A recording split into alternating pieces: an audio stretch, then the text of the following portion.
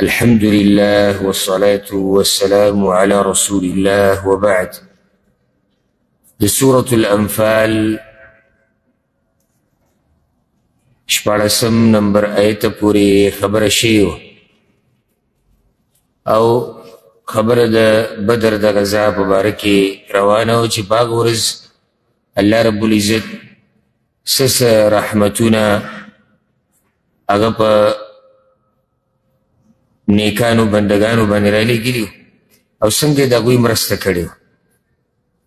اوس الله رب العزت په دې 18 نمبر آیت کې دا خبره ذکر کوي چې دا فتح چې الله رب العزت د مؤمنانو له ورکړه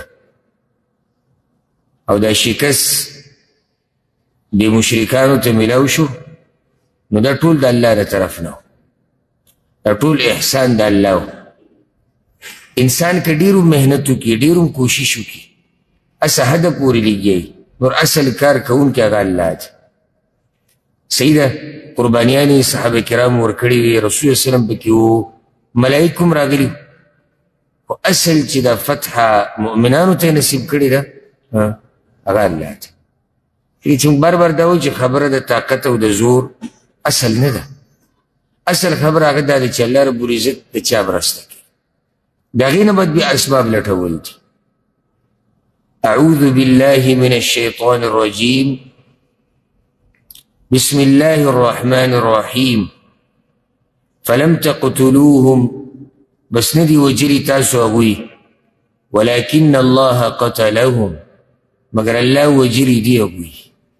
دیزی که الله ذهن سازی کوي د مؤمنان، چې ځان ته به نه غره کېږي چې بیا دغه خبره کوي چې موږ دا چل کړی او موږ دغه کړی. اصل الله رب العزت وی دا ما وجلی دی. وما رمیت اذ رمیت، او تا وشتل ندی کړي کله چې وشتل تا، ولكن الله رمى، مگر الله دغه وشتل کړي دي. دا څه وشتلي دي؟ رسول صلی الله علیه وسلم په یو موقع باندې د بدر په غزا کې راووتو د خپل زینه او خیمې نه، او یو موټی شګه یا خاوره هغه یې راواغېسته او د کافرانو دې طرف ته دغه چنګ وویشتو. الله رب العزت دغه یو چنګ د هر کافر سترګو ته ورسو. نو الله رب العزت وی هغه تا نه وویشتلی، کله چې تا وویشتو اصل کې الله وی ولكن الله رماه ما ویشتلی. یو چنګ څنګه د هر کافر سترګو ته رسېد؟ دا الله رب العزت دا کار کوي. وليبلي المؤمنین منه بلاء حسن، او د پاره د دې چې ورکي مؤمنانو ته د خپل طرف نه انعام ښایسته. الله دا کار په دې وکړو چې مؤمنانو له انعام ورکي، مؤمنانو باندې احسان وکړي، ځکه الله رب العزت دا کارونه وکړو. ان الله سمیع علیم، یقینا الله اوریدونکی پوهه دی. ذالکم، دا کار داسې وشو، بل حکمت پکې دا دی، دا کار داسې وشو که چېرته دا مؤمنان په دې خپل دین مضبوط پاتې شو که نه، او دا قربانیانې ورکولې او د الله سره او د الله د دین سره دغه محبت و. الله وی وان الله موهن کید الکافرین، او یقینا الله کمزوری کوونکی دی چل ول د کافرانو. چل ول دا خبره ساتي، چل ول د کافرانو هله کمزوری دی چې کله مسلمانان په صحیح طریقه باندې، او دا شکوې شکایتونه به چېرته نه کوي چې ولې مسلمانان هلته کمزوري دي، ولې هلته کمزوري دي، ولې داسې وشو او دغه وشو. د رب العالمین وعدې او لوزونه ټول رښتیني دي، دا چل ول ټول منکي دي. یعنې دلته وګوره چې صحابه کرام صحیح مؤمنانو، لږ غونته کې خو رب العالمین د هغوی څنګه مرسته کړې، ځکه چې هلته د هغوی هغه دین، هغوی هغه ایمان، د هغوی هغه دینداري ته خو وګوره. موږ که بې شماره یو او په اربونو یو، خو څه یو؟ که حدیث کې راځي که نه، رسول صلی الله علیه وسلم چې یو زمانه به داسې راشي تاسو به د زک په شان شئ، هغه زک چې په اوبو باندې راپاسي، زک هسې یو هاهوی جوړ کړي، هسې یو شور یې جوړ کړی چې زک دی، نور دنه په هغې کې صحیح نه. ان تستفتحوا، که فتح غواړئ تاسو، فقد جاءکم الفتح، نو یقینا راغله تاسو ته فتح. یو روایت کې حدیث راځي امام احمد راوړی دی چې ابو جهل د بدر په میدان کې دا خیرې کړې وي وی یا الله په موږ کې چې څوک ظالم دی او خپل ولیانې پرې کوي او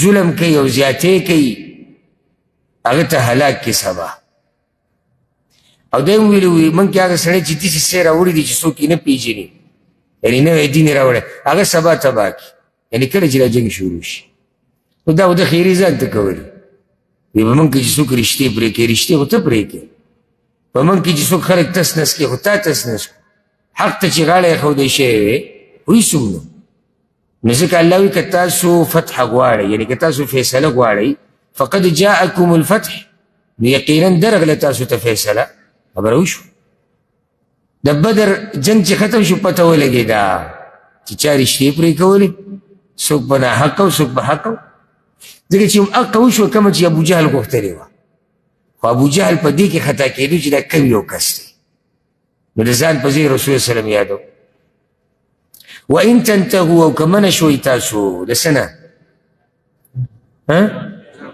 د دې جنګ نه د دې جنګ نه د دې مقابلو نه فهو خیر لکم نو دا به ډېره غوره ستاسو لپاره وان تعودوا او که راواپس شوئ وان تعودوا او که راواپس شوئ نعود راواپس به شو منګه که راواپس شوئ تاسو جنګ ته بیا د مسلمانانو سره جنګ کوئ الله وایي زه به بیا راواپس شم د مسلمانانو مرستې کولو ته داسې غیرت چې ته تاسو په الله کړی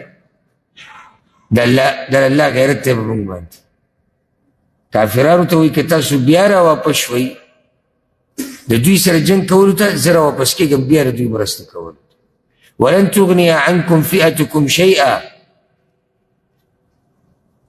او هیڅ چېرې لرې به نه کي تاسو نه ډله ستاسو هیڅ شی یا او هیڅ چېرې فایده به در نه کي تاسو ته ډله ستاسو څه فایده ولو کثرت اگر که ډېره خبره د ډېروالي او د کمي نه ده وان الله مع المؤمنین او پوه شئ چې یقینا الله د مؤمنانو سره دی نو چې الله د مؤمنانو سره دی د دوی دا ډله ډېره نه که دا د ټوله دنیا شي دا فایده نه شي کولی مخکې الله رب العزت مؤمنانو ته بعض آداب او احکامات بیانوي یا ایها الذین آمنوا ای ایمان والو اطیعوا الله ورسوله تابعداري کوئ د الله او د رسول د هغه ولا تولوا عنه وانتم تسمعون او ما وړئ د هغه نه او حال دا چې تاسو اورئ تابعداري کوئ د الله او د رسول او په داسې حال کې تاسو مخ ماړوئ چې تاسو اورئ څه اورئ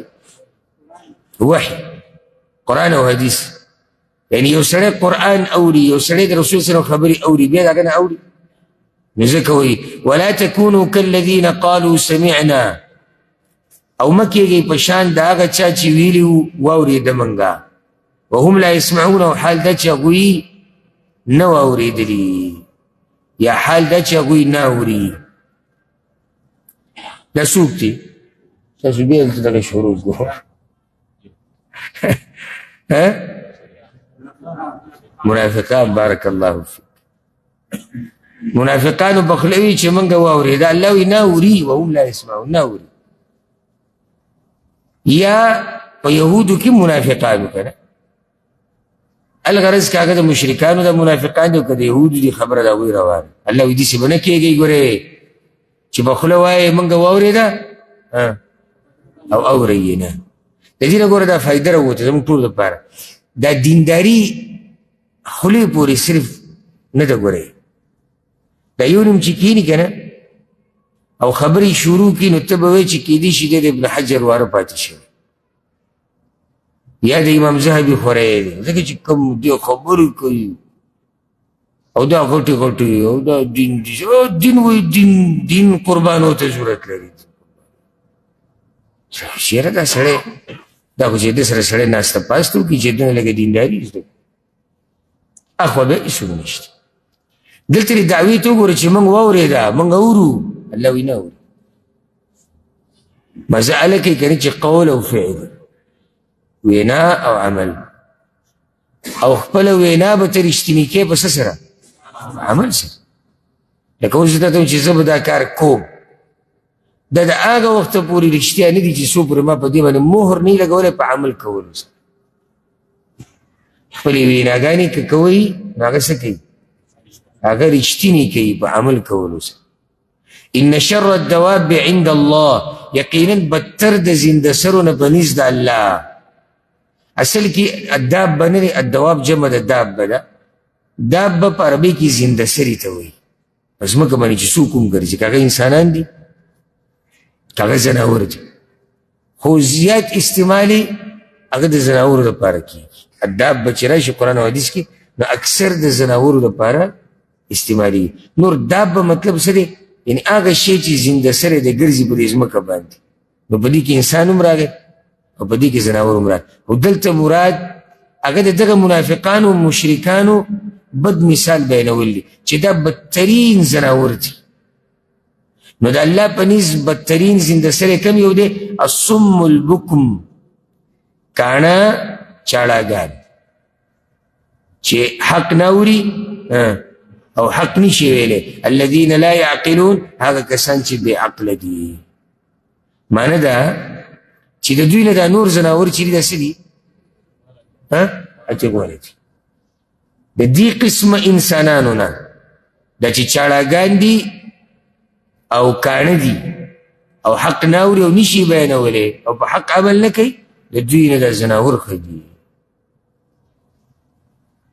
ولو علم الله فيهم خيرا لاسمعهم، او که معلوم وی الله ته په دوی کې څه خیر خامخا اورولي به وی دوی ته، یعنی پوهه کړي به وی دوی. که الله تر دوی په زړونو کې څه خیر معلوم وی که نه، معنی دا که چې الله به له توفیق ورکړی، دا مطلب. ولو اسمعهم، او که اورولي وی دوی ته، یعنی دوی پوهه کړی، لتولوا، خامخا دوی به ګرځېدلي وی، وهم معرضون، او دوی همیشه مخ اړوونکي دي. اوس دلته دوه مرضونه دي په منافقانو کې. یو، دوی خبرې ته غوږ نه ږدي، او که غوږ کېږدي بیا عمل نه کوي. ما او تا به څه کوو؟ اول به خبرې ته غوږ ږدو، بیا به عمل کوو. او دا ده که اول به غوږ ږدي، اول به غوږ ږدي څه مطلب دی؟ موږ سورې فاتحه کې دا مسله ذکر کړې وه چې نصاراو کې دا مرض و. د فایدې ته ګوره، باریک فایده ده. نصاراو کې دا مرض و چې هغوی به عمل کوو خو علم ورسره نه و. معنی دا ده چې اورېدلي نه دي او لګیا دي. بس به ورسېدی که که موږ به څه کوو؟ اورو به د چا؟ د الله او د الله د رسول، دی نه بعد به عمل کوو. دا نادره فایده ده. موږ به اورو بیا به عمل کوو. او چې واورې، ګوره یو سړی دی نه اوري نه عمل کوي، دا ښه په ګډوډو سره دی او مجرم دی. خو د ده نه بدتر هغه دی چې اوري او عمل نه کوي، حجت پې قایمیږي، د هر څه نه خبرې، وعد و وعید د ده په مخ کې بیانېږي او عمل نه کوي. لکه یو سړی ته لګیا یری، ګوره الله به راته دا ووایي عذاب دی، جهنم دی. یو سړی هغه دی چې هغه ته دا یره نه میلاوي. دواړو کې فرق دی. دغه یو ډېر بدتر دی چې دا چې ته یری او بیا هم په خپله لار لګیا دی. نو حال د دوی دغه دی. موږ به دا چل کوو چې موږ به خبرې ته غوږ ومږدو او هم به عمل وکوو. یا ایها الذین آمنوا استجیبوا لله وللرسول، ای ایمان والو قبولوالی کوئ د حکم د الله او د رسول. اذا دعاکم لما یحییکم، کله چې راوبلي تاسو هغه څه ته چې ژوندي کوي تاسو. دې ټکي ته توجه ورکوئ چې کله راوبلي تاسو څه ته، هغه څه ته چې تاسو ژوندي کوي. دا څه دي؟ وحي، قرآن او حدیث او هر د پیغمبر خبره شي. د دې نه فایده راووته چې د الله او د الله په احکاماتو، د الله او د الله د رسول په احکاماتو کې او په نصیحتونو کې ژوند دی. که چا ونه منله مړ پاتې شو، که چا ونه منله مړ پاتې شو. واعلموا ان الله يحول بين المرء وقلبه، او پوه شئ چې بېشک الله پرده کېږي په منځ د سړي او د زړه د هغه کې. الله اکبر. په دې خبره الله وایي ځان پوه کړئ. الله پرده کېږي د انسان او د هغه د زړه په منځ کې. ولې دا خبره الله وکړه؟ مخکې دا ووي چې کله الله او د الله رسول تاسو راوبلي خبره منئ، اوس الله وایي چې دا توفیق ورکول نه ورکول زما کار دی. څنګه الله کار دی؟ الله د بنده او د زړه په منځ کې دی. نو یو مطلب یې دی دا دی چې د بنده دا زړه د الله په تصرف کې دی. دا مطلب دی. زړه زمونږ دی، زمونږ پې دومره زور او طاقت نشتی څومره چې دا د الله په تصرف کې دی. ولې ځکه چې پیدا کړی هغه دی. دغه حدیث کې راځي که نه چې دا د الله په دوو ګوتو کې کوم طرف ته اړی، چې کوم طرف ته اړی، دا هغه مطلب دی دیشي. نو دې کې یره ده، دې کې یره ده. دا که چېرته یو سړی دا وایي که نه چې نه نه زه ما ته څه نقصان نه رسي، زه نه بې دینه کېږم، ځکه دا دین پرېږدم، خو دا مونځ پرېږدم، ځکه دا زکات پرېږدم، ځکه دا ذکر پرېږدم، زه نه خرابېږم. نه، څه په چلېږي؟ دا خو زړه دی که الله رب العزت یې بل طرف ته روان. نو دا د یېرې خبره ده. وانه الیه تحشرون، او یقینا خاص هغه ته به ورجمع کېږئ تاسو. واتقوا فتنه، او ویرېږئ د داسې عذاب نه، لا تصیبن الذین ظلموا منکم خاصه، چې نه به رسي هغه کسانو ته چې ظلم یې کړی دی ستاسو نه یوازې. دا لفظي ترجمه ده. خیال هم دی که نه؟ څه ته م خیال دی؟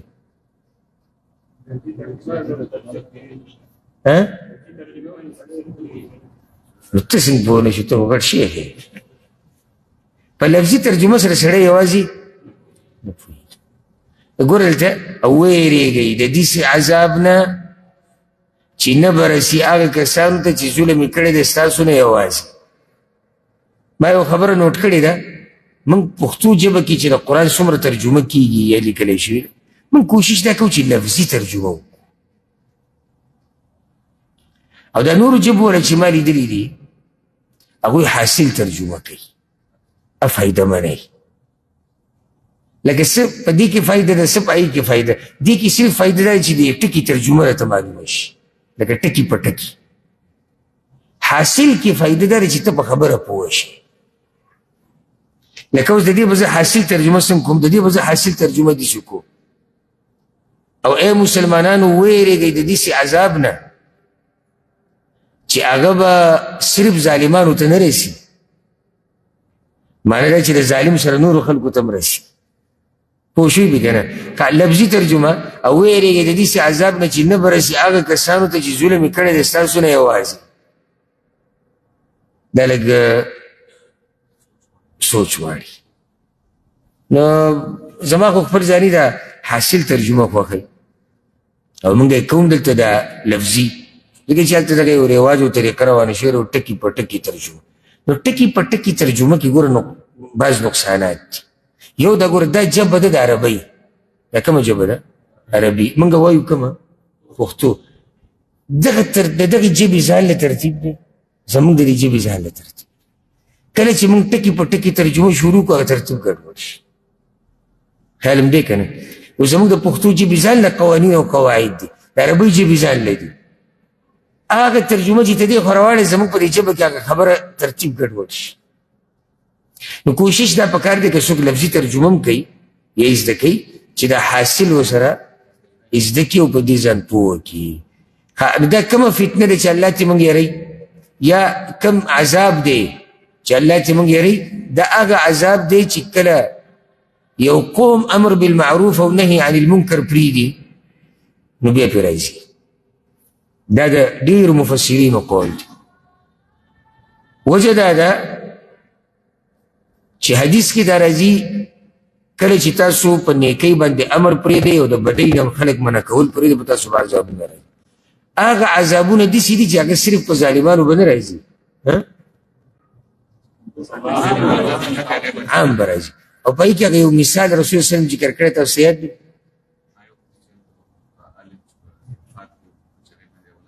نه، مثال د کشتۍ سم ذهن ته رانه دو. یو کس لاندې چت کې دی کشتۍ کې که نه، نو هغه دا وایي چې دا موږ بره په مخه خیږو اوبه رالو، لکه موږ لاندې ځان له دلته سوری وکړو دا اوبه موږ ته نږدې راځي. نو که ده سوری وکړو لاندې ولاړو نورو که منه نه کړو نو هغه ورسره ولاړو. خیال هم دی که نه؟ دا مثال دی. که چېرته امر بالمعروف او نهي عن المنکر پرېښودی شو نو بیا به عام عذابونه راځي، الله دې موږ ساتي. واعلموا ان الله شدید العقاب، او پوه شئ بېشک الله سخت عذاب والا دی. واذکروا اذ انتم قلیل، او یاد کئ هغه وخت کله چې تاسو کم وئ. اوس الله احسان خپل مؤمنانو ته رایې دی. کله چې تاسو لږ وئ دا کم وخت نه، مکه کې ابتدایي دور. مستضعفون فی الارض، کمزوري ګڼلی شوي وئ په ځمکه کې، چا در توجه نه درکوله، لږ کسان وئ. تخافون ان یتخطفکم الناس، یریدئ تاسو چې وبه تښتئ تاسو لره خلک، تاسو هم یریدئ که چا را باندې حمله وکړه یو بس ختم به وکړي. فآواکم، نو ځای درکو تاسو ته. وایدکم بنصره، او مضبوط یې کړئ تاسو په مرستې خپلې سره. ورزقکم من الطیبات، او درې کړل تاسو ته د پاکو شیزونو نه. لعلکم تشکرون، دې دپاره چې تاسو شکر ادا کړئ. څومره احسانات یې موږ سره اوس وګوره که نه، زمانم چې مسلمانان اوس کمزوري دي، مسلمانان کمزوري دي. خو دوه خبرې سره دي چې مسلمانان کمزوري دي، بیا هم د دوی یو شان او شوکت دی چې الله وله ورکړی دی. او دا څه کوششونه چې کېږي د اسلام او د مسلمانانو خلاف، نو دې کې هم دې خبرې ته اشاره ده چې الله دې امت له عزت ورکړی دی. ګوره کلي کې علاقه کې اکثر خلک د هغه سړي د راپرځولو کوشش کوي چې هغه د کار سړی، او چې کم د کار نه وي څوک د څه وایي ګرځي ځان. کله کله داسې د کلي کې معذوره نیم ګرځي، غریب کته ځي بره ځي، لیوني پکې ګرځي، ماشومانان کته ځي بره ځي، زنانه پکې ګرځي را ګرځي. عام چې کوم داسې د کار نه دي روغ رمټ چې و د کار نه کته بره په دوی څوک څه کوي، په لیوني څوک څه کوي، غریب ګرځي، څه نقصان تشتي. ماشوم ته ته څه وایي خو ځان له منډې منډې چې د کار سړی که دنیوي کار وي که دیني، په ده د خلکو نظري. نو بیا څوک چې حسد کوي هغه دغه چال چلی چې دی به اوس څنګه راپرځو. زمانه مسلمانان کمزوري دي، خو د دوی سره چې دا مقابله روانه ده په دې چې دشمن ته پته چې د کار خلک هم دا دي، دین هم دوی سره دی، په حق هم دا دي. ځکه خپلو کې یو دي که نه، په خپلو کې حق مثال دی، لیونې، ماشوم، ښځه، چاړه، معذوره ګرځي دي که نه. په دغونه خو څه یره نشتي، یره د دې امت نه ده چې دوی له الله عزت ورکړی دی. نو سوچ وکړه یو وخت کې موږ هېڅ نه وو، د احسان الله رایه دی. یو کس را پیدا شوی او د هغه نوم محمد بن عبدالله صلی الله علیه وسلم، یوازې په غار حرا کې ناست، د کوم ځای نه د دې نور ابتدا شوی ده، یوازې هلته ناست. هلته جبریل راغی اقرأ باسم ربک الذي خلق، واپس راغی کور ته یېرېدلی. خدیجې ته په ځان ویرېدم چې لیونتوب دی که پیریان دي که څه چل راله وشو، سړی حیران شي. وایي مه یېرېږه الله به تا نه ضایع کوي. هغه ځینې هغه خدیجې ورسره ملګرتیا وکړه، او بیا ابوبکر صدیق، او دا په ټوله دنیا کې 2 کسه، په ټوله دنیا کې 3 کسه، په ټوله دنیا کې 4 کسه، او داسې را ترتیب روانو. اوس وګوره مسلمانانو ته الله وایي واذکروا اذا انتم قلیل، رایت کې هغه وخت تاسو چې لږ وئ او خلکو کمزوري ګڼلی او تاسو هم یېرېدئ. الله دله ځای درکړو په ځمکه کې، الله در سره مرسته وکړه، الله دله قسمه قسم رزقونه نعمتونه دی دله درکړو چې تاسو شکر ادا کړئ. نو چې دومره خیر در سره کړي تاسو به ورسره خیانت نه کوئ. یا ایها الذین آمنوا ای ایمان والو لا تخونوا الله والرسول، خیانت مه کوئ د الله او د رسول سره، خیانت مه کوئ. څه مطلب دی؟ خلاف ورزي مه کوئ. یو مطلب دا ده، دا واضحه مطلب ده. د دې په شان نزول کې یو څو قصې بیانېږي، خو مشهوره قصه د ابو لبابه ده. ابو لبابه ابن عبد المنذر رضی الله عنه، ډېر اوچت مسلمان. خو کله چې رسول الله وسلم دا یهودیان محاصره کړي که نو دوی په دې قلاګانو کې ناست نو رسول الله وسلم ورته راکوشئ راوځئ د دې قلاګانو دې چې کله دننه ورغی د ابولبابا نو د یهودیانو ورته ووایي که موږ د دې قلاګانو نه راکوشو نو موږ سره څه کوي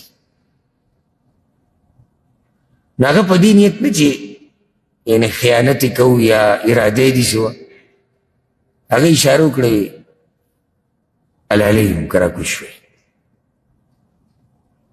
الله رب العزت آیت راولي ګوره خیانت وکوئ د دې نه ګوره دا مسله راووته چې رب العالمین ګوره په حق ویلو کې حیا نه کوي هغه هر څه او دې دومره خفه شو ابولبابا خو دغه سوچ د هغه نه و دي چې کله نه کله انسان نه کوتاهي غلطي وشي نو واپس بیا لاړ مسجد نبوي کې یو ستنې سره ځان وتړ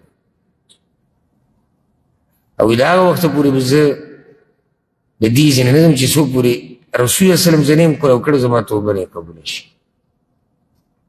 نو صرف اودس ماتې له او دغه ضرورت له کوره نو راپسې به وتړلی شو هغې ته هغه استوانه ستن چې ده هغه ستن ته بیا نوم دا کېښودی شوی توبې ستن مسجد نبوي کې دې ستن نوم څه و د توبې ستن نو بیا چې کله الله رب العزت رسول وسلم خبر کړو چې د ابولبابا توبه قبوله شوې او الله معاف کړی نو رسول وسلم راغی هغه پړي ته کوره وکړو نو هلک کور ته لاړ داسې مؤمنان نو الله په دغه موقع د آیت رالیږلی و چې خیانت مه کوئ د الله سره او د الله د رسول سره نو دې کې دغه هم دننه راغلی یعنې مطلب دی چې د هغوی پټ رازونه مه راښکاره کړي دا خو د رسول وسلم راز و تا ولې بیانوو دا شان عام موږ په اوله کې وایو چې دین د الله د احکاماتو او د رسول وسلم د احکاماتو خلاف ورزي دا خیانت کول دي لکه ته په خوله وې چې یا الله زه ستا بنده یم بنده څه کار دی د الله سره لوث شو چې زه به ستا احکامات منم او بیا یې نه منې دې ته خیانت وتخونوا اماناتکم او خیانت مه کوئ په امانتونو خپلو کې که مالی امانت دی که هغه دا دین دی دا دین هم امانت دی سورة النساء کې ما دې تفصیل ذکر کړ بچي ښځه کاروبار پردي حقونه دا ټول پکې دننه راغلي وانتم تعلمون او تاسو پوهېږئ اکثر چې څوک خیانت کوي که نه نو دا یا د مال د لاسه یا د بچو د لاسه الله وایي واعلموا انما اموالکم واولادکم فتنه او پوه شئ چې بېشکه مالونه ستاسو او بچي ستاسو امتحان دی دا زموږ دپاره څه دی امتحان وان الله عنده اجر عظیم او یقینا الله د هغه سره اجر دی لوی معنی دا چې داسې نه چې د بچو او مال د لاسه تا نه هغه لوی اجر هغه هېر شي امتحان دی ګوره الله موږ ته دا نه دي ویلي چې مال پرېږدئ ګوره ښه او الله موږ ته دا نه دي ویلي چې بچي پرېږدئ مال خو د ژوند د تېرولو یو سبب دی بچي د دنیا ښایست دی خو دا الله موږ له نقصان راکوي چې کله موږ د مال او د بچي سره په محبت کې د حدودو نه وو دا بیا موږ له نقصان راکوي نور دا نقصان نه ورکوي رسول صلی الله علیه وسلم یو پیر خطبه کوله او په حسن او حسین رضی الله عنهما کې یو چې د واړو مور تیار کو فاطمه رضی الله عنها مزیداري کپړې ورته واچولې او بهر ترې راولېږي چې خپل نیکه پسې لاړ شي هغه روانو په رسول سلم پسې رامنډولې په منبر د فاطمې کور خو نږدې و همدغه جومات ته تلار وه د کور نه نو هغه ماشوم رامنډې والې کله رولېدو راپاسېدو رولېدو راپاسېدو دا ډېره مزه کوي چې کله د ماشوم تا به سره روان او دی رولېږي او بیا راپاسي رولېږي او راپاسي د رسول سلم نه صبر ونه شو د منبر نه راکوي شو راغی دی ځان سره اوچت کړو بیا په منبر یې ځان سره هلته منبر ورسره ولاړو نو رسول سلم وویل الله رښتیا ویلي دي چې مالونه ستاسو او بچي ستاسو امتحان دی او فتنه ده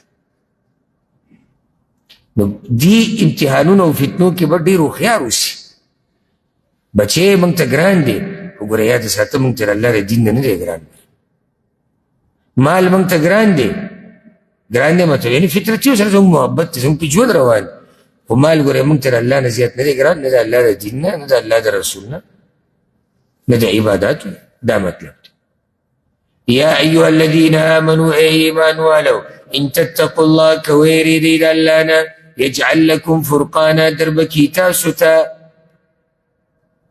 فتحه دا علماء ترجمه وکړه فرقان په اصل کې څه ته وایي چې فرق هغه شی چې فرق راولي، هغه شی چې فرق راولي. اوس دلته څه مراد دی؟ نو بعض علما دا وایي دلته مراد فتحه ده. یعنی ای ایمان والو که تاسو کې تقوا راغله نو الله به تاسو له فتحه درکړي. تاسو به زورور کړي بچا په کافرانو. هغه فتحه چې د هغې سره فرق راځي په حق او باطل.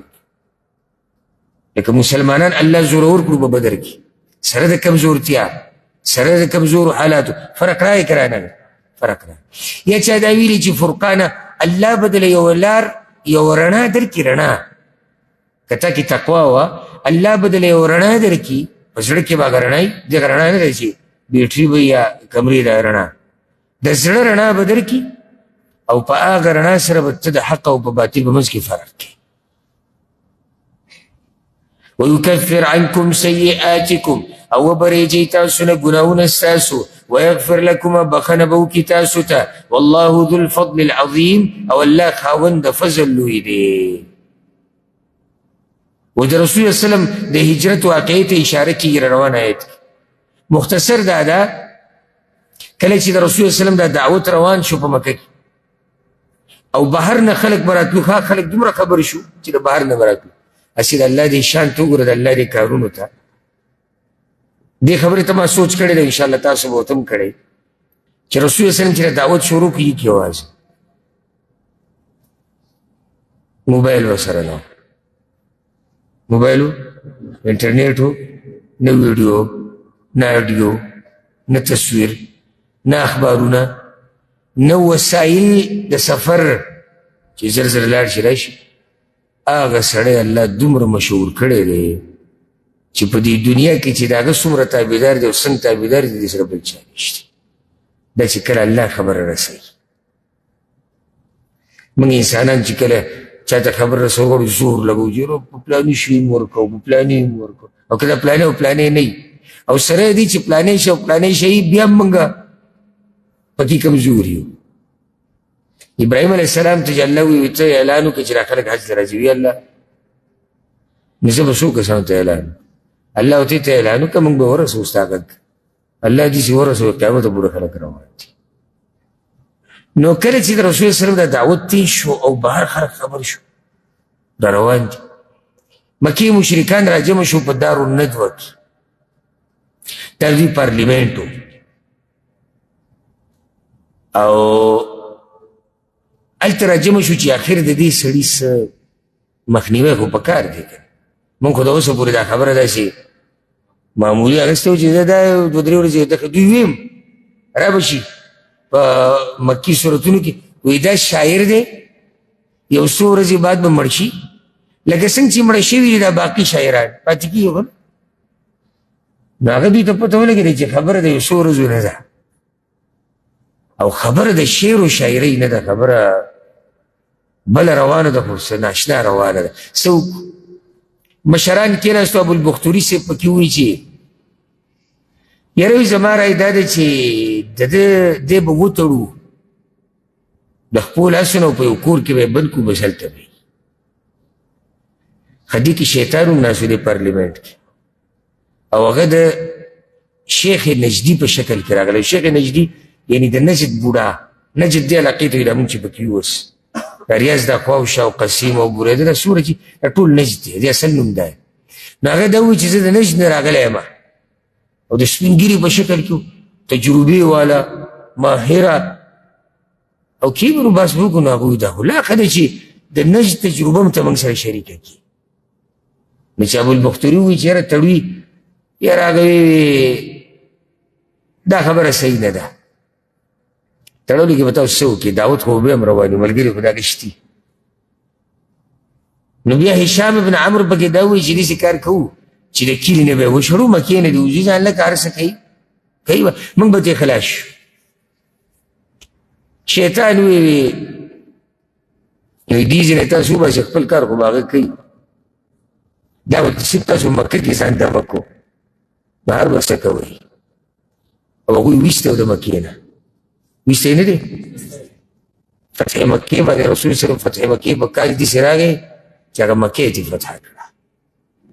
نو د شیطان ګورې دا خبره صحیح وه ډېر خبیث دی چې تاسو که دې بهر ته وباسئ نو تاسو څه چلې کوو مشرف هم لږ واخله د وزیر وویستو درته وایي دا رایې برابر نه ده. نو په دې کې ابو جهل ډېر هوښیار سړی و ده به ځان ته ابوالحکم ویل حکمتونو والا فیصلو والا د ابو جهل ده ته رسول صلی الله علیه وی ته جهل والا ته جهالت والا ده وی زما رای دا ده چې د هر خاندان د قریشو چې کوم خاندانونه قریش خو یو عامه قبیله دي کې به شاخونه دي که نه د هر شاخ د هر خاندان یو کس به راشي او په شریکه به په دې سړي باندې حمله وکړو مړه به یې کړو زموږ نه به څوک تپوس کوي لکه بالفرض د دوی د خاندان راپاسي د رسول صلی الله خاندان او تپوس کوي زموږ نه نو د چا نه به کوي بنو هاشم به د چا نه تپوس کوي ایګه خو یو کس د هر خاندان دی جنګ موږ سره بیا نشي کولی نو بیا به غټه مسله به وي موږ ته دا راپېښه شي چې دیت به غواړي چې تاسو زموږ کس وجلی دی موږ له به دیت راکړي هغه شریک دیت به هم په شریکه ورکړو هغه هم په موږ باندې څه بوج نه راشي نو موږ به د دې سړي نه چې دی خلاص شو شیطان وایي دا خبره برابر ده په دې ټولو رایو کې د دې سړي دا رای دا بیا د دې نورو نه برابر ده نو دوی بیا ورو د رسول صلی الله د وجلو دپاره راجمع شي او دا خبره اوږدولی نه شو ګینې دا د سیرت ته واقعیت ډېره مزه کوي هلته موږ ته سبق ډېر دی دوی بیا ورلو او رسول صلی الله په خپله طلایي کې علي بن ابي طالب رضی الله عنه قصه ورته وسیده او دغه شان دوی په انتظار ناست دي چې دا سړی به راوځي موږ به پرې حمله کوو او هغه د دوی په منځ کې دغه شان ووتو او خاوره یې راغستې هغه د دوی په دې سرونو مو دوړول الله رب العزت ړانده کړي الله رسول صلی الله علیه وسلم ته وځه هجرت کوه دغه شان یې ورکوله وکړو او راووتو او د دوی په منځ کې او دوی داسې ناستې دي کور ته ګوري چې ور به کولاویږي راوځي الله چې سړی ساتي څنګه یې ساتي ډېر وخت بعد دوی ویلي چې یاره دا قصه به بل شان ده ځکه چې دا دومره وخت د دوی شو دی نه خوځي نه راپاڅي دا څه ځای چې ورشو چې دوی ورغلي دي په طلایي حمله کړې چې که ته خو علي بن ابي طالب رضی الله عنه ته څه کوې دا خو تللی دی دا خو هجرت کړی دی رب العالمین ته رسول صلی الله وایستو او دوی په انتظار ناست او د هر خاندان یو کس دا مې چې لږ خلک راغلي د رسول صلی الله دا کوم ځای کې چې هغه کوم ځای کې چې شپه وه هغه ځای ټول راګیر کړی خو چې الله یې ترې وباسي بیا یې ترې داسې وباسي نو دې ځای کې حقه خبرې ته اشاره ده وَإِذْ يَمْكُرُ بِكَ الَّذِينَ كَفَرُوا او کله چې چل جوړو ستا په باره کې هغه کسانو چې کافران دي لیثبتوک دې دپاره چې وتړي تا او یقتلوک یا مړ کي تا او یخرجوک یا وباسي تا ویمکرون ویمکر الله او چلونه جوړی دوی او چل جوړی الله والله خیر الماکرین او الله غوره تدبیر جوړونکی دی وإذا تتلى عليهم آياتنا او کله چې لوستلی کېږي په دوی باندې آیتونه زمونږ په چا په مشرکینو ګوره د دوی د عزت او عناد ته چې کله به آیتونه واورېدو که نه نو استهزا به یې وکړه او بعضو خو پکې د قصو کتابونه راوړي وو بعضو مشرکانو د قصو کتابونه را پیدا کړي وو د پخوانو دا قصې پکې وې که او ناس مو دا قصې به بیانولې وی یوازې دا قرآن ده سره دی قرآن خو ما سره هم دی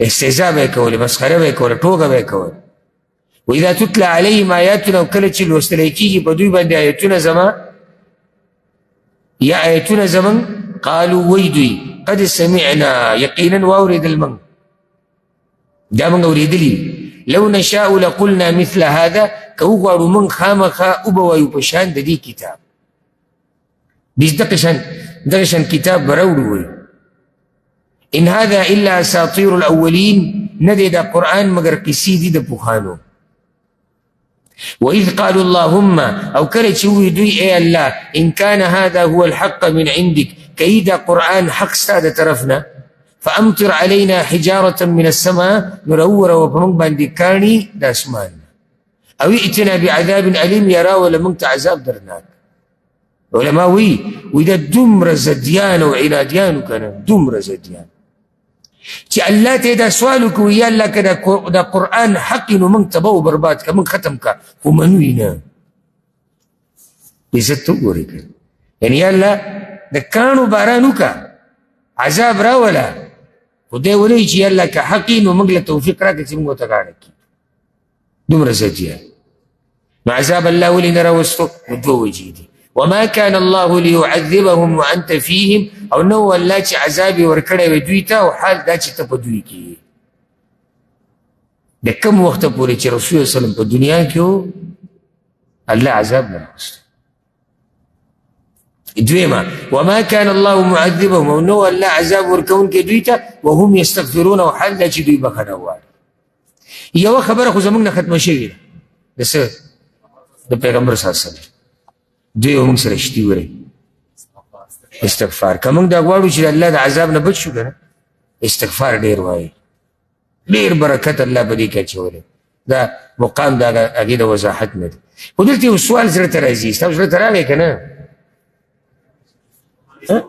بارک الله فیک وایي چې مشرکانو کې چا بخښنې غوښتې چې الله وایي چې ما به عذاب راوستی خو دوی بخښنې غواړي نو واوره دې نه مراد هغه مشرکان دي چې د الله په علم کې دي مستقبل کې به بخښنې غواړي یو جواب دا دی که چېرته نه وی دوی کې هغه کسان چې زمانه به بخښنې غواړي مستقبل کې د هغې دلاسه الله ما عذاب را نه وستو معنی ده چې مؤمنان پکې شتي اوس که الله عذاب راولي خو ټول مري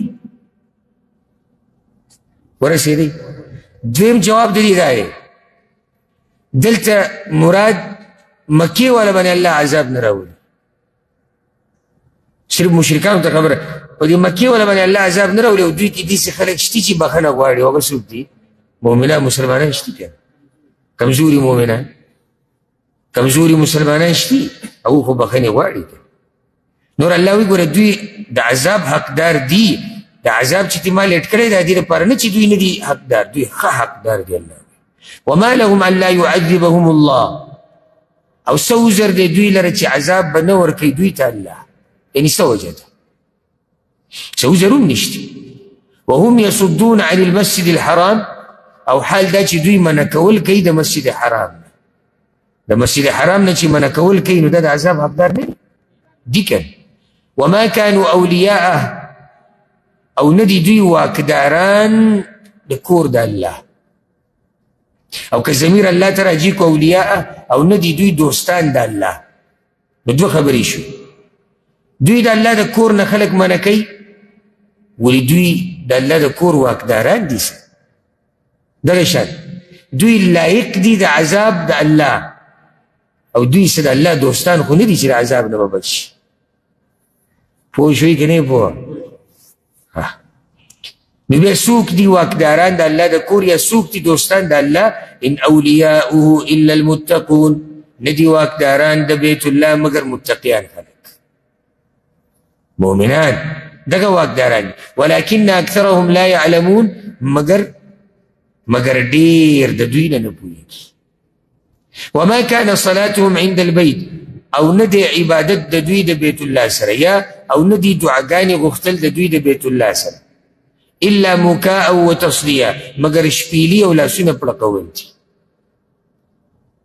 دا د دوی عبادتونه دي هلته به دوی راجمع شو نو بیا به یې لاسونه پړقول شپیلي به یې واله او دا به یې ولې کول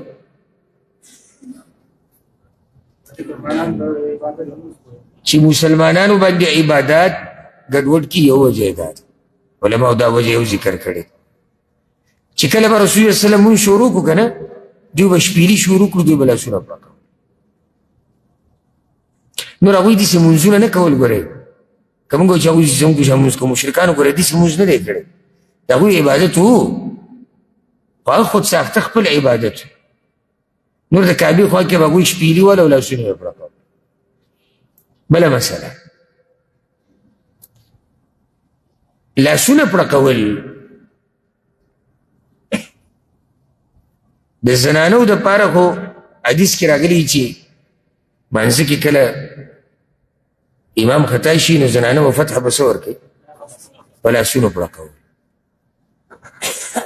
او نارینه به سبحان الله د دین یو مشهوره مسله اکثر علما بیانوي او زه په دې بیانولو کې اوس هم داسې چې بیان یې کم او که نه هغه دا چې مشهوره ده چې لاس پړقول حرام دي لاس پړقول سړو دپاره څه دي حرام زنانو دپاره هم وي په منځ کې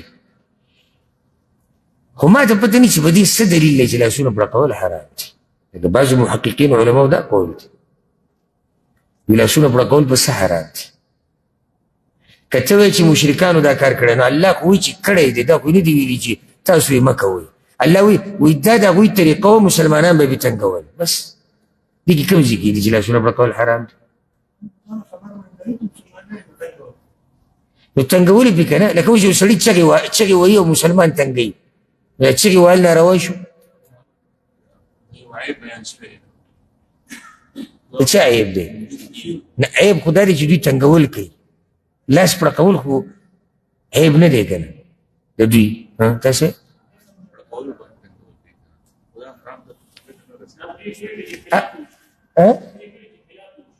دا خو صحیح شوه چې خلاف وشي یا اکثر ملګري دلته وایي چې لکه په دې باندې مسلمانان تنګ کړي که یو سړی په روا شي یو څوک تنګ کړي نو هغه کار به حرام وي هغه شی هغه طریقه نه موږ به زیات نه زیات وایو چې تنګول حرام دي تنګول څه دي حرام هسې مثال به یې درکړم لکه ته بعض ځایونو کې بورډ لګولی موږ خو دې بورډونو ته نه ګورو زموږ ملکونو کې نه که نه نور خو ترقي یافته ملکونو کې هر ځای کې بورډ لګېدلی نو دا خلک د بورډ سره ژوند تېروي ځای په ځای بورډ لګېدلی وي دلته به هرن نه وایي وایي دلته بیماران دي دلته او زمونږ هغه ټرکونو کې دلته هم هغه ځینه ولا هرن راوړی چل درته وښایي موږ بورډ موډ ته نه ګورو نو دا هرن به نه وایي ولې ځکه چې دلته بیماران دي دلته ماشومانان دي دلته سکول دی دلته مدرسه ده دلته خلک تنګېږي یو سړی قصدن د ګاډي دا هرنونه وایي دا خلک به تنګ کوي څه مو خیال لري دا کار صحیح دی او ګاډي کې د هرن لګول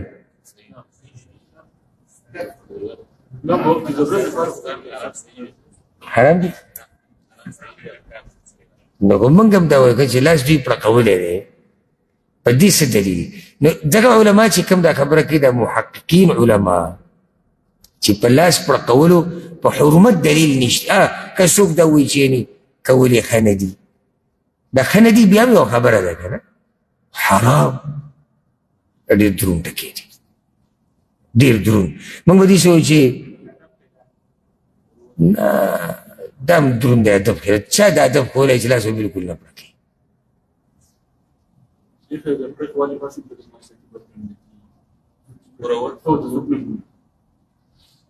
نو بد په دې ګڼلی شوي دي چې دا خبره مشهوره دي سره روانه ده نو خو بیا هم عقیدت رالي ته به وایي چې ښه کار نه دی حرام ورته ویلی شي نو دا زه کوم دا ویم که نه چې دا حرام ټکی ډېر دروند دی اگر که زمونږ تربیت داسې اکثر شوی دی زمونږ چې زه یم د پښتنو موږ ګوره بریک مریک په فتوو نه لګوو زمونږ خوښ هم دی سختې فتوې دي دا چې اوس یو ملا را پیدا شي وایي چې لاس پړقول حرام دي او چې چا وپړقول ښځه پې طلاقه ده لکه وایي نر ملایي له عالم را پیدا شو دا اوسه اوسه پورې خو موږ په جهالت کې پراته دا اوس نر سړی راغی ټولې د ښځو نه خلاص خو زه خو خپل ځاني په دې کې سوچ کې دا حرام ویل ډېر ګران کار دی موږ داسې ویلی شو چې یاره په بعضو معاشرو کې به ښه دی داسې ویل پکار نو دا نورې په دې نه کوي ځکه چې د هغوی ذهن کې دا پرته دا حرام دی که خپله وایي یا که یو ورد کوئ که یو ورد کوئ یا که د حرام ټکي سره محبت ته چې دوس دا مهر وله راواچو چې دا حرام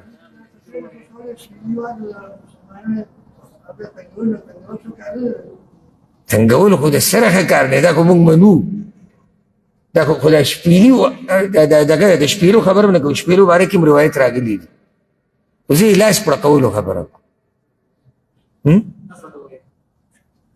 نو ما خو تاسو ما پرېږدئ هر یو راپورې نښتئ لکه زه دا ویم چې زه خو ته حرام جرأت نشم کولی زیات نه دی سړی دا ویلی شي چې ښه کار نه دی قیامت پر ورځ کې الله باندې تپوس کېږي په تا چې ورته حرام وي دا نو مکروه هم یو دلیل غواړي مکروه شرعي حکم دی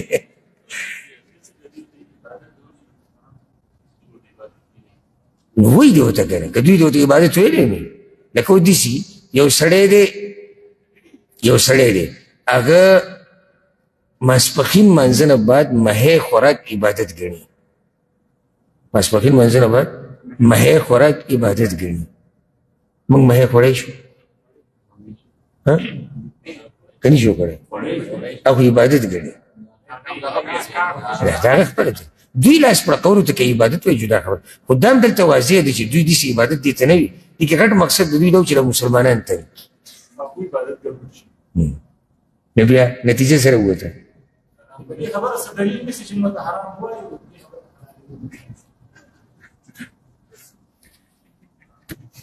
منګه د دې سختو ټکو سره عادت شوي او بیا سرته رسولی هم نه شو که نه لکه هغه یو صحابي تپوس وکړو یا رسول الله وی حج فرض دی رسول سلم ورته یا وی هر کال رسول سلم په دې غوسه شو وی که ووایم چې او نو سر ته به ورسېږم خو بس تا تپوس وکړو چې حج فرض دی ما راته ووایي چې او نو بس غلی شه په عمر کې یو پیر دی وی که وستو نو یا رسول الله هر کال بیا به وکړي هر کال نو منګه سختې مسلې خوښو او په خپله یې سرته رسولی اوس الله دې خیر کړي چې دې نه بعد به په ما پسې کم کلیپونه جوړېږي هغه شماروئ بیا خو بیا هم زه دا وایم چې ما ته په دې څه دلیل نه دی معلوم چې دا حرام دي او محققین علما د امت داسې نوی قول نه دی هغوی دا فتوه ده دا کومه خبره چې ما وکړه که چاته بیا هم څه دلیل پیدا شو صحیح دلیل لکه دا قیسې نه دا اوس چې موږ ټولې وکړي اگر مگر او چونکې چناچ که چاته صحیح دلیل معلوم شو نو ما ته به ووایي نو بیا به زه وضاحت دې خلکو ته وکړم چې او د دې په حرمت صفا دلیل شتي دغه حده پورې خبره صحیح ده چې ښه کار نه دی فذوقوا العذاب بما كنتم تکفرون بس وسکئ عذاب په وجه د دې چې تاسو کفر کوئ کله چې د شکست میلاو شو مشرکانو ته په بدر کې نو دوی ډېر غوسه وو اتفاق یې په دې وکړو چې د ابوسفیان د قافلې چې کوم مال دی دا د خلکو مالونه دي که نه دا به هېڅ چاله نه ورکوي دا به دقې شان پروت وي را روان کال له به موږ په دې باندې بدلوي د مؤمنانو نه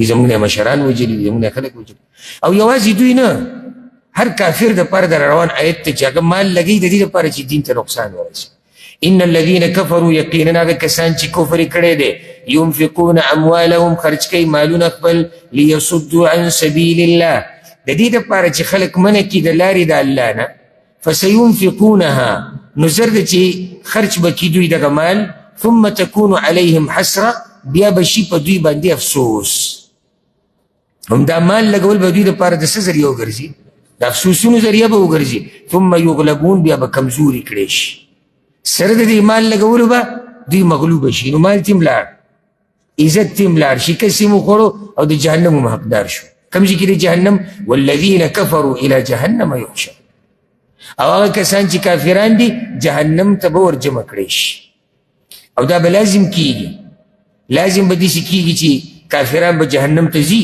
لیمیز الله الخبیث من الطیب د دې دپاره چې بیل کړي الله پلید ته پاک نه نو چې را جهنم ته لاړ دا څه دی دا پلید جنت ته چې دا پاک دی ویجعل الخبیث بعضه على بعض او وګرځي پلیتان باز په بازو باندې فیرکمه جمیعا نو یو د بل د پاسه فیرکمه جمیعا نو یو د بل د پاسه جمیعا جمع کی ټول فیرکمه معنی یو په بل د پاسه کی راجمه کی ټول بیا یو په بل د پاسه کی په یو ځای فیجعله فی جهنم نو واچوي دوی په جهنم کې دغه شان چې په یو بل د پاسه کی په یو ځای جهنم ته ورګوزاري اولئک هم الخاسرون دغه کسان خاص دوی تاوان والی دي قل للذین کفروا ووایه کسانو ته چې کافران دي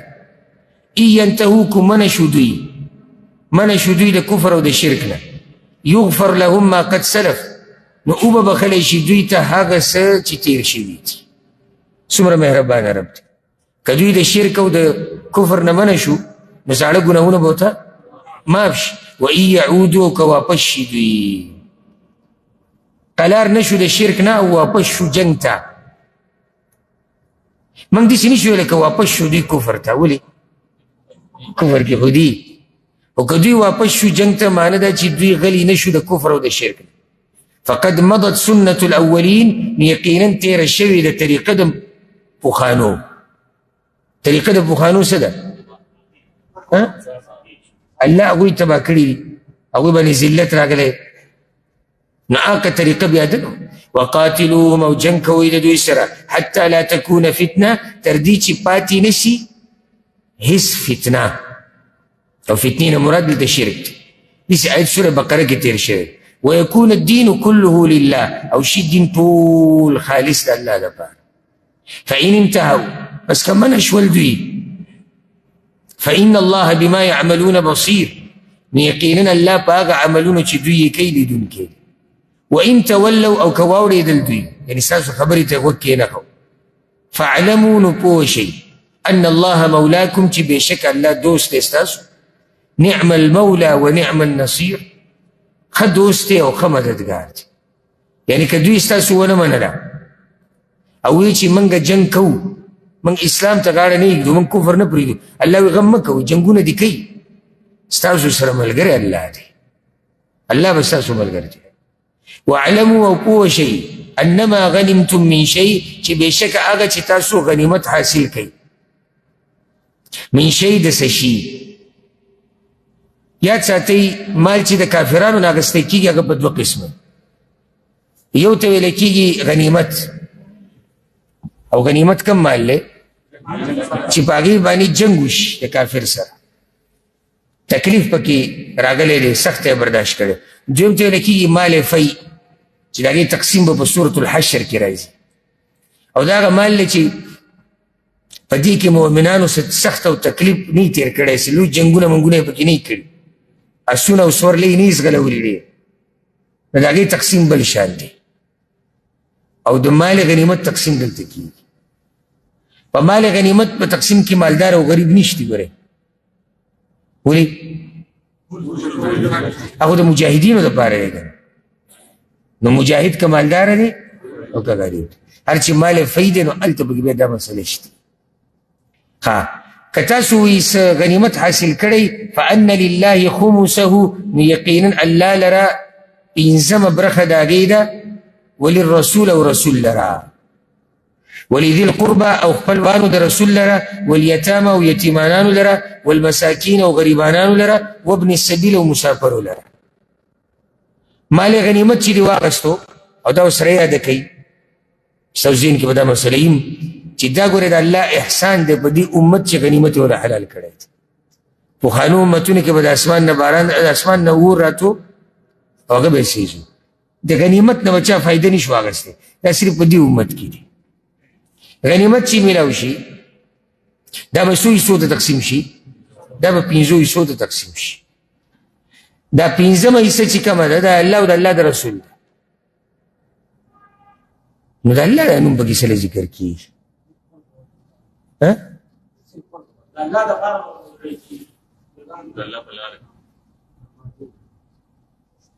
وی الله په لار کې نو چې الله په لار کې او بیا هر څه به سړی به کولی شي او زیاتۍ کمی به وی 5مه برخه د الله ده.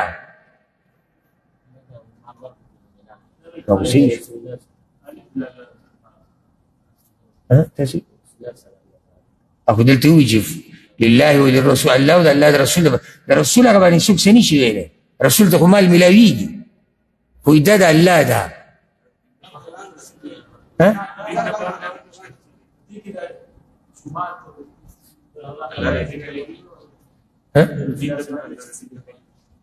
دا چې د رسول سلم د خپلوانو له به ورکوي او د غریبانانو له ورکولی شي مسافرو له رسول سلم ورکولی شي دا الله دپاره نه.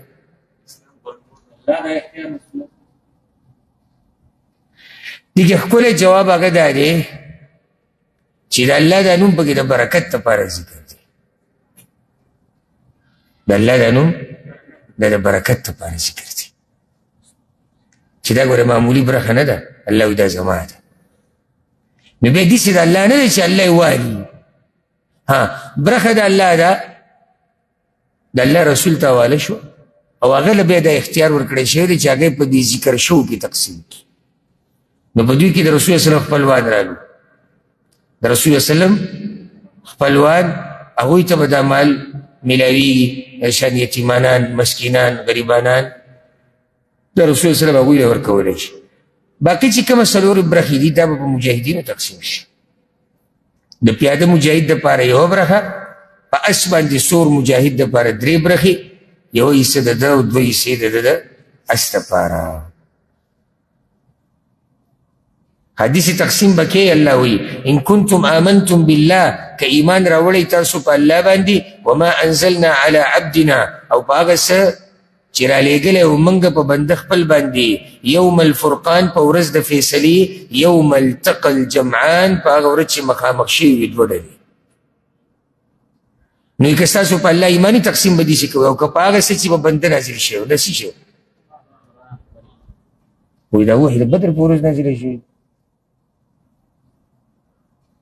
الله وی که ستاسو ایمانی په هغه څه منئ هغه څه چې ما په خپل بنده باندې د یوم الفرقان د فیصلې ورځ د بدر ورځ ده که په دې ما نازل کړ یوم التقى الجمعان کله چې دوه ډلې یو ځای شوې ډلې د کافر بارک الله ملائک که تاسو منئ هغه مرسته نو ملائک هم ویلی شي او مرسته هم ویلی شي کومه مرسته چې ما په خپل بنده رالیږلې وه بنده نه مراد رسول وسلم دی په کومه ورځ یوم الفرقان ګوره بدر ورځې ته یوم الفرقان د فیصلې ورځ والله على كل شيء قدیر والله په هر شي باندې قادر دی اوس الله نقشه الله اکبر نقشه د دې میدان جوړوي د بدر او یو خبره ته وکړم دا په سویم سن کې بدر دا غذا شوی په دویم هجري په دویم کال کې او د رمضان میاشت شوه د میاشت رمضان ده ورسره دا یاده کوي دا اولنۍ روجه ده په مسلمانانو د رمضان پر ورځ شوي د رمضان روجه دا په دویم کال د هجرت پر ورځ شوې ده که یا ایها الذین آمنوا کتب علیکم الصیام چې په تاسو روجه پر ورځ دا کالو او دا بدر اولنۍ جنګ ګډ د اسلام او د کفر په منځ کې دا هم په دغه رمضان کې نو دا هم دغه ورځې دي الله یو نقشه جوړوي وی اذ انتم بالعدوة الدنیا کله چې وی تاسو په غاړه نږدې باندې وی تاسو چې کله مدینې ته نږدې وی وهم بالعدوة القصوى وغوی وو په غاړه لرې کې څوک مشرکان مه وایي که نه څوک ابو جهل چې کوم جنګ لره روانو د هغوی قافله والرکب اسفل منکم او قافله د سوداګرو لاندې وه ستاسو نه هغه هم ستاسو نه اخوا ده علي دریاب طرف ته وه دا د ابو سفیان قافله بعض علما دلته یو تفسیر کې ما دا خبره کتلې وه ډېر اثر را باندې کړم هغه وایي دې چې الله بلې خبرې ته اشاره کوي دا نقشه چې جوړوي کومه خبره ده وایي هغه دا دی چې مؤمنان د دې ځای نه روان دي د مدینې نه اخوا دواړه دي دواړه څوک دي ابو سفیان دی ابو جهل دی الله وی اگر که دا خبر الله ونه کړه خو دا چې ته به دې کې سوچ وکړي دا ترې راوځي الله وی چې زما دا احسان رعایت کوي که نه دا خو هغوی ما دې نه غافله کړو نور که دغه دواړو اتفاق کړی وی او خبر نه و چې مونږ یو ځای کېږو دلته او دوی اتفاق کړی وی او په شریک یې په مسلمانانو حمله کړی خو داسې ونه شوه تاسو یې پوه نه شوئ ما د کارېږه د روژه سر ته وخته دا ښه دی چې دواړه قافلې یو ځای شوي نه دي در الله احسان نه دی زر کسان خو صرف هغه دي چې جنګ له راغلي چې دوی سره د ابوسفیان قافله هم یو ځای شوی خو الله رب العزت د هغوی دې طرف ته سوچ راوانړو او الله رب العزت هغوی د یو بل نه خبر نه کړو دي په تفصیل باندې ولو تواعدتم لاختلفتم في الميعاد او که یو بل سره وعده کړي وی تاسو خامخا به اختلاف کړی وی تاسو په وخت مقرر کړي الله اکبر الله وی دا کار مې اچانک په دې وکړو ځکه که تاسو وعدې او لوزونه او ټیمونه ورکولی نو کیدی شي تاسو اختلاف کړی. ولكن ليقضي الله امرا كان مفعولا، لیکن د دې دپاره چې پوره کړي الله هغه کار چې مقرر شوی و. رب العالمین چې یو کار کوي که نه بیا یې کوي. یونس علیه السلام هغه یې د مهي خېټې ته ګزارو نو کشته یې درنه شوه.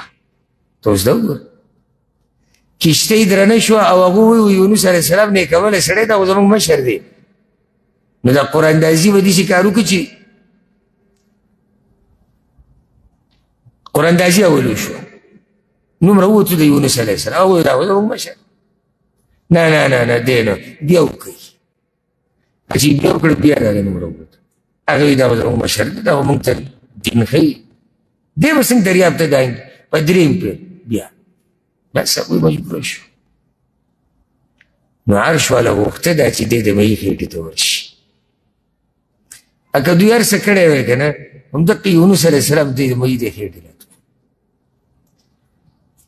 دلته الله وایي ما د یو کار فیصله کړې وه او ما غوښته چې هغه وشي. الله وایي یعنې الله غوښته چې کافران او مؤمنان مخامخ شي، نو ځکه یې بې وخته مخامخ کړو.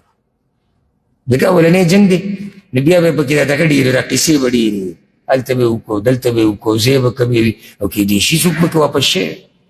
لیهلک من هلک عن بینه، د دې دپاره چې مړ شي هغه څوک چې مړ کېږي پس د دلیل نه، چې خبره بلکل واضحه شي.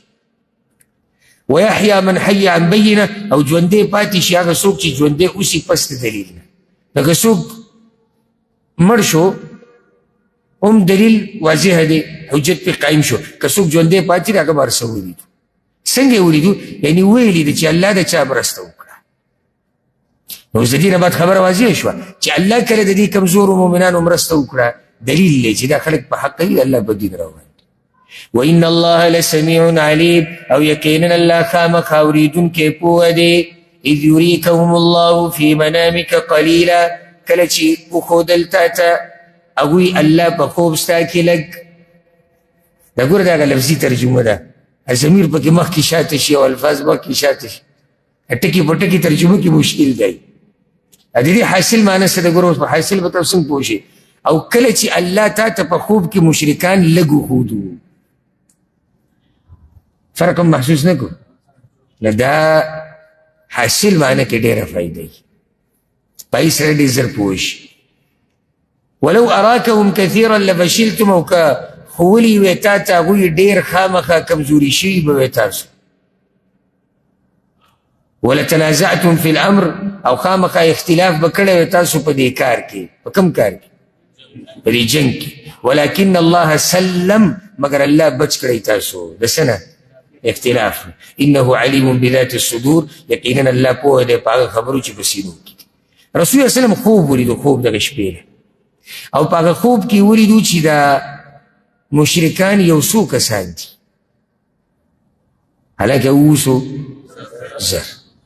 الله وایي ما درته ډېر نه ښو، ځکه که ما درته ډېر ښوولی وی بیا ستاسو په دې خبره کې اختلاف راتلو، چېرې دوی سره به جنګ څنګه کوو، اسلحه کوم ځای کې ده، صبر وکړه مدینې نه کسان راوغواړو، مدینې والا ته خبر ورکړو.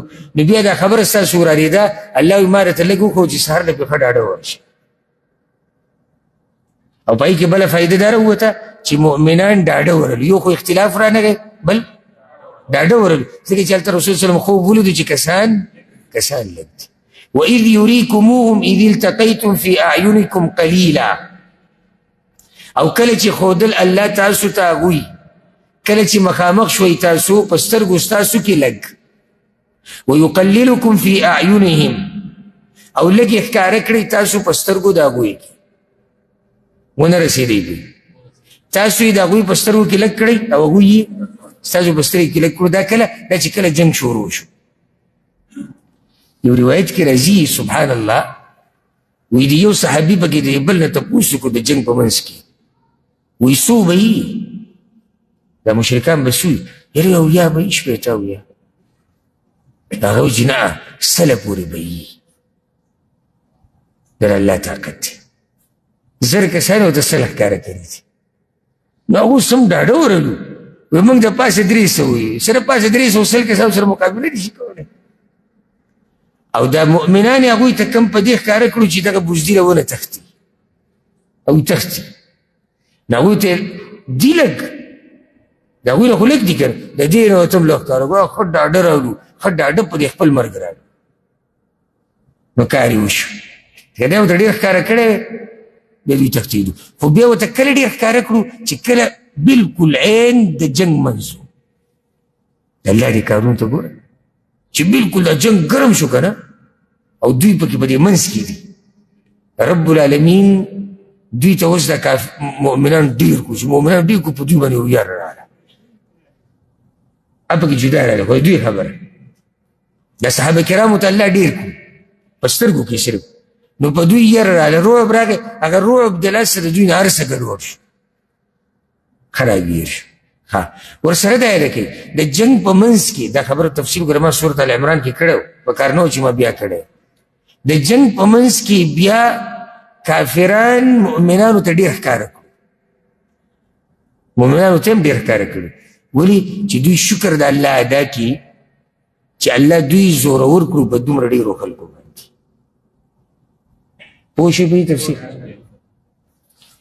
ولې الله دا کار وکړو لیقضي الله امرا کان مفعولا د دې دپاره چې پوره کړي الله هغه کار چې و مقرر شوی والى الله ترجع الامور او خاص الله ته ورګرځولی کېږي ټول کارونه یا ایها الذین آمنوا ای ایمان والو بعض آداب ښیي مؤمنانو ته اذا لقیتم فئه کله چې مخامخ شوئ تاسو د یوې ډلې سره دا ډله د کافرانو ده فثبتو نو کلک اوسئ اولنی کار دا دی بزدلي به نه کوئ کلک به اوسئ واذکروا الله کثیرا او یادوئ الله لره ډېر لعلکم تفلحون دې دپاره تاسو کامیاب شئ دوه کاره شو ښه دریم واطیعوا الله ورسوله او تابعداري کوئ د الله او د رسول د هغه څو شو درې ولا تنازعوا او جګړې مه کوئ په خپل منځ کې فتفشلوا نو کمزوري به شئ وتذهب ریحکم او لاړه به شي دبدبه ستاسو الله اکبر دې خبرې ته خیال دی خپل منځ کې جګړې ونه کړي الله وایي دبدبه به هم ختمه شي د مسلمانانو د کمزورتیا یو وجه هغه دا دی موږ یو بل پورې نښتي موږ د یو بل د ختمولو او غربولو او وجلو نه لا دمنه یو زموږ به څه دبدبه پاتې شي هیڅ دبدبه نشته دا نصیحت د الله دی څو کارونه شو څلور واصبروا او صبر کوئ دا پنځم شو نو کلک اوسئ الله ډېر یادوئ الله او د الله د رسول تابعداري کوئ او جګړې مه کوئ او صبر کوئ ان الله مع الصابرین یقینا الله ملګری د صبرناکو دی ولا تكونوا كالذين خرجوا من ديارهم بطرا او مکیږي په شان د هغه کسانو چې وتلي وو د کورونو خپلو نه په تکبر سره ورئاء الناس او په ځان ښودنې سره او په ځان ښودنې سره خلکو ته دا څوک دا ابو جهل ډله ده الله دې ځکه د مجاهدینو تربیت کوي چې تاسو به کورونه چې وځئ په عجزۍ سره به وځئ عجزۍ سره ځکه تاسو د الله دپاره راوتي داسې نه چې د مشرکانو په شان تکبر او د ریاکارۍ دپاره راوځي ویصدون عن سبیل الله او منکې خلک د لارې د الله نه هغوی خو دې دپاره راوتي والله بما یعملون محیط او الله په هغه عملونو چې دوی یې کوي راګیرونکی دی وإذ زین لهم الشیطان اعمالهم او کله چې ښایسته ښکاره کړل هغوی ته شیطان کارونه د هغوی الله اکبر شیطان راغلی او د هغوی خواله د سراقه ابن مالک الکنانی په شکل کې سراقه او د عربو ډېر مخاوري سړی او د دوی په دې خپل منځ کې هم ګورې د قریشو او د سراقه دوی یو بل سره یې لږه نالګي هم وه نو کله چې دا ابو جهل د لیدې بدر ته راورسېدو دا شیطان راغی د سراقه په شکل کې ګوره سړی ولاړ هغوی چې یې کړه کوي سراقه ولاړ راشه دوا سلام وشو په خیر او څنګه او ستا څنګه راتلو هغه وایي زه راغلی یم ستاسو سره ملګرتیا لپاره ټول چې زموږ څومره خاندانونه دي څومره قبیلې دي هغه تاسو سره دي او زه تاسو سره یریږئ به نه په جنګ ورځئ. دې سره قریش ډېر ډاډه شو. معمولي خبره نه ده چې د سراقه په شان سړی تا له خبره وکړي که نه او تا ته دا ووایي چې دا خوا او شا دا قبیلې او دا قومونه دا په ما پرېږده، دا ټول به زما له طرف نه شي. بیا چې کله جنګ ونښتو دې کې ملایک رالو. نو دا ملایک انسانانو ته نه ښکاري، ملایک شیطان ته ښکاري. د سراقه منډې کړې. چې منډې کړې دې سره راځي بعض تاریخونو کې چې په دې مشرکینو کې یو کس نوم هم ذکر شوی دی خو ما ته نوم ذهن کې نه راځي، وایي هغه د دې شیطان د الله سونه وایي سراقه چېرته؟ اوس پورې موږ سره دې وعدې کولې لوزونه دې کول، وایي په دې سینه کې ورله دومره په زوره ګزار ورکړو چې دې سره دغه مشرک بېهوشه شو. او دی ورته ووایي زه یېرېږم د الله نه. دا خبره علما وایي هغه د یېرې نه کړې ده. او وایي زه اینم هغه څه چې تاسو یې نه وینئ، د هغه حقیقت هغه لیدو څه لیدو یې ملایکه. او دا ګورې د شیطان طریقه ده. ګورې ښه سوره حجرات کې هم دا خبره ذکر شوې ده، په سورت ابراهیم کې به هم راشي. دی ګورې په سړي کار وکړي بیا ورته وایي زه ته نه بېزاره یم، زما ګورې په تا کې کار نشته. وقال اوی شیطان لا غالب لكم اليوم من الناس، نشتی هیڅوک غلبه کوونکی په تاسو نن ورځ د خلکو نه. واني جار لكم، او یقینا زه ګاونډي یم ستاسو. ګاونډي څه مطلب دی؟ ملګری یم ستاسو. فلما تراءت الفئتان، نو هر کله چې یو بل ولیدو دوانو ډلو، نکس على عقبین، نو واوړېدو په پوندو خپلو باندې. وقال ویوی انی بریء منکم، یقینا زه بیزاره یم ستاسو نه. انی ارى ما لا ترون، یقینا زه وینم هغه څه چې تاسو یې نه وینئ. انی اخاف الله، یقینا زه یېرېږم د الله نه. والله شدید العقاب، او الله سخت عذاب والا دی. ها مدینه کې منافقان وسوي. کله چې منافقان خبر شو چې یاره دا خو جنګ دی، نو یو بل سره لګیا شو. یاره وی د دې صحابه کرامو په شان قمقلان موږ نه ځي. ته اوس دې ته وګوره یاره دین وایي دومره دوکه کړي دي چې نه خپل مال ته ګوري، نه ځان ته ګوري، نه بچو ته ګوري، نه علاقې ته ګوري، نه خاندان ته ګوري. اذ یقول المنافقون، کله چې وایي منافقانو والذین فی قلوبهم مرض، او هغه کسانو چې په زړونو د هغوی کې بیماري وه، غر هؤلاء دینهم، دوکه کړي دي دې کسان، دوکه کړي دي دا کسان دین د دوی. دا ګورې په دې مسلمانانو کې هم کم بېدینه چې د دیندارو باره کې دا خبره کوي. دی وایي دی دې منځونو لیونی کړی دی. اورېدلي مې چېرته ده؟ او دی دې منځونو لیونی کړی، دی دې دیندارۍ په دې دغه کې لګیا دی. جومات دی او الله دی او د الله رسول دی او دین دی. دا دې خبرو دی خراب کړو. والعیاذ بالله دین څوک خراب کوي؟ نو دا صحابه کرام دوکه شوي دي والعیاذ بالله. ومن يتوکل على الله، او څوک چې ځان وسپاري په الله، فإن الله عزیز حکیم، یقینا الله زورور حکمتونه والا دی. دا ذلت د هغوی د دنیا هغه خو ذکر شو، او کوم شکست چې د بدر په میدان کې مشرکانو ته میلاو شو، الله وایي راشه د بلې نه خبر کمه، د دوی د مرګ حالات هم واورئ. هغه موږ نه یدو که نه مشرکانو نه چې سوزي موږ یدو نه. خصوصا اکثر مفسرین وایي دلته مراد د بدر هغه مشرکان دي کوم چې مردار کړی شي، ابو جهل او نور څوک چې دي، او یا کسان مردار کړی شي وکړه. د دوی نه ساګانې څنګه وتې دي واوره. ولو ترى، او که چېرته وینې ته، اذ یتوفى الذین کفروا، هغه وخت چې سا اخلي د هغه کسانو نه چې کافران دي، الملائکه ملائک، یعنی ناشنا حال به ویني کله چې دا ملائک راشي او سا اخلي د چا نه؟ کافرانو نه. یضربون وجوههم وادبارهم، وایي به مخونه د دوی او شاګانې د دوی. دا سا چې ترې وباسي که نه، دا مخ ولم په څپېړو وایي او دا ملا ولم په څپېړو. او څه ورته وایي؟ ذوقوا عذاب الحریق، وڅکئ عذاب د اور سوځونکي. الله سره ظلم نه کړي. ذلک بما قدمت ایدیکم، دا سزا په سبب د هغه عملونو ده چې مخکې کړي دي لاسونو ستاسو، چې مخکې کړي دي لاسونو ستاسو یا مخکې لیږلي دي لاسونو ستاسو. وان الله لیس بظلام للعبید، او یقینا الله نه دی هیڅ ظلم کوونکی په بندګانو خپل. دغه شان حال الله وي د فرعونیانو مو، داسې تکبر په هغوی کې مو، کم تکبر چې په ابو جهل کې و د هغه په ډله کې و. کدأب آل فرعون، او حال د دوی په شان د حال د فرعونیانو دی. والذین من قبلهم، او د هغه کسانو چې مخکې و د هغوی نه.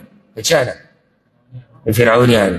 کفروا بآیات الله، کفر کړی په آیتونو د الله. فأخذهم الله بذنوبهم، نو راونیول هغوی لره الله په سبب د ګناهونو د هغوی.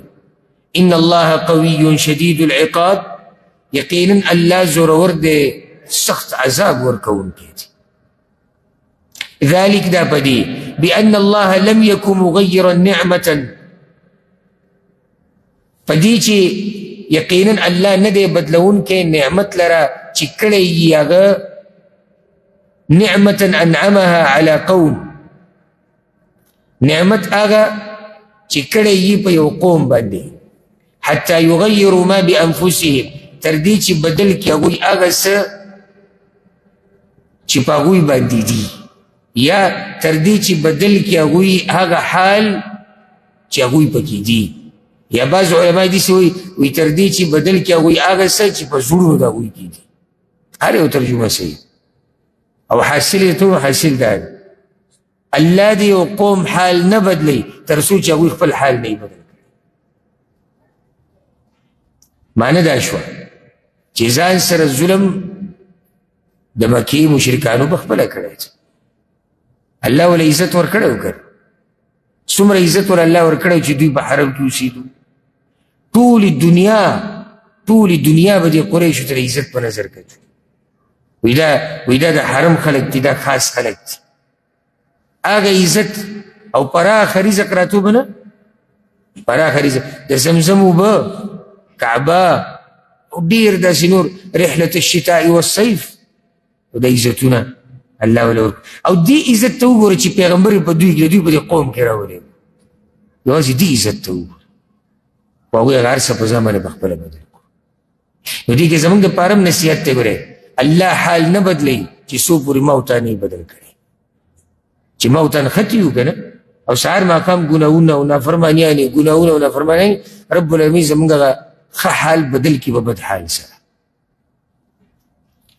وأن الله سميع عليم، ويقينا الله اوریدونکی پوهه دی. کدأب آل فرعون، حال د دوی په شان د حال د فرعونیانو دی. حدیث آیت مخکې تېر نه شو؟ او نو د دې اوس څه مطلب شو؟ هلته هم الله وایي حال د دوی په شان د حال د فرعونیانو، دلته هم دا وایي. دلته اوس جدا خبره ده، حال د دوی